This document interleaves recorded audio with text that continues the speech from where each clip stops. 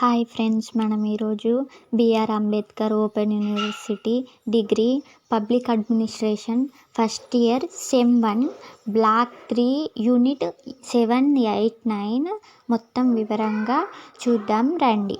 Public administration first sem unit 7 classical approach గురించి చూద్దాం. Institution, economic, mechanical approach, these all are some of the classical approaches.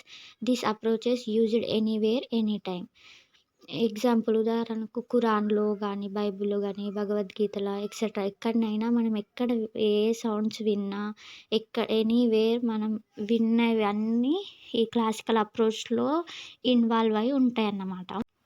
ఫయాల్ అనే అతను ఈ అప్రోచెస్ని 6 టైప్స్గా divide చేసిండు. First one technical activity, second business activity, third financial activity, fourth point security activity, fifth point accounting activity, sixth one managing activity. ఈ 6 divide చేసిండు. ఈ ఫయాల్ అనే అతను father of public administration అని కూడా ఫయాల్ని అంటారు.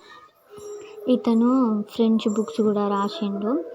ఇండస్ట్రియల్ థియరీలో వ్యవస్థలో నియామకాలను కూడా చెప్పిండు. కొన్ని చూసుకుందాం. డివిజన్ ఆఫ్ వర్క్, అధికారం, క్రమశిక్షణ, హైరార్కీ, యూనిట్ ఆఫ్ కమాండ్, కేంద్రీకరణ మరియు వికేంద్రీకరణ, unity of direction, individual interest and general interest, salary, order, equality, stability, expensive, ఇలా చెప్పుకుంటూ పోతే ఎన్నో చెప్పాడు. Next unit 8 scientific management approach గురించి చూద్దాం. దీంట్లో ఎఫ్డబ్ల్యూ టైలర్ గురించి చెప్తారు. నిజంగా చెప్పాలంటే ఈయన ఒక ఇంజనీర్, కానీ ఈయన సైంటిఫిక్ మేనేజ్మెంట్ గురించి చాలా బాగా వివరించారు. పీస్ రేట్ సిస్టమ్ అంటే కాంట్రాక్ట్ పద్ధతి, షాప్ మేనేజ్మెంట్ అంటే సేవింగ్స్ ఎలా చేయాలి, పని ఎలా తొందరగా అయిపోవాలి, శత్రుత్వం పెరగకుండా ఎలా చూసుకోవాలి, ఇలా అన్నమాట. Next art of cutting metals అంటే డిఫరెంట్ మెటల్స్ ఉంటాయి కదా, దాన్ని డిఫరెంట్ డిజైన్స్ చేస్తారు, దాన్ని ఆర్ట్ ఆఫ్ కట్టింగ్ మెటల్స్ అంటారు. Standard time, only best method for the work. ఇప్పుడు సైంటిఫిక్ మేనేజ్మెంట్లో ప్రిన్సిపల్ చూద్దాం. Principle of scientific management first development of true science work, scientific selection and training, division of responsibility, management of work, bringing together of science of work and scientific selected man. ఇవన్నీ ఈ principles scientific మేనేజ్మెంట్లో వస్తాయి అన్నమాట. ఇప్పుడు next unit 9 bureaucracy, ఉద్యోగస్వామ్యం అంటారు కదా. బ్యూరోక్రసీని మార్క్స్ వెబ్బర్ కరెక్ట్గా ఎక్స్ప్లెయిన్ చేశాడు. Max Weber correctly explain about the bureaucracy meaning. దీంట్లో power, authority, domination, division of labour, rules, written documents, ఇవన్నీ డీటెయిల్గా ఎక్స్ప్లెయిన్ చేశారు. అథారిటీస్ కూడా 3 టైప్స్ ఉంటాయి.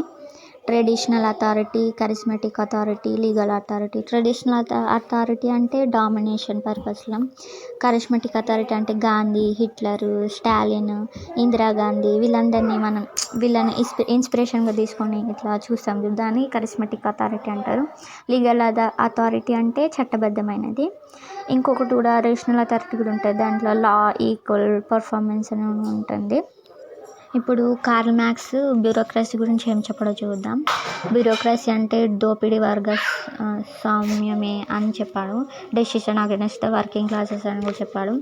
ఇట్ ఏ పార్షట్ అంటే తనంతట తాను పనిచేయకుండా వేరే వారి మీద ఆధారపడే వాళ్ళను పార్షట్ అంటారు.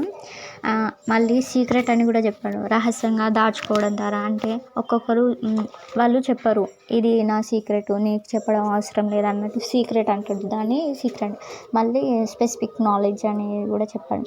ఇంకొకటి కూడా చెప్పాడు, ఎప్పుడైతే పెట్టుబడిదారీ వ్యవస్థ అంతమవుతుందో కార్మికులందరూ తిరుగుబాటు చేస్తారో, అలా కార్మికులు తిరుగుబాటు జరిగినప్పుడు పెట్టుబడి వ్యవస్థ అంతమవుతుందని చెప్పాడు. రాజ్యం నశించబడుతుంది, రాజ్యం నశించే నూతనమైన శక్తులు, నూతనమైన పనులు, ఏ వ్యక్తికి ఎంత అవసరమో అంత ఇస్తాం, ఇట్లా సొసైటీ నూతన వ్యవస్థ జరుగుతుందని చెప్పాడు.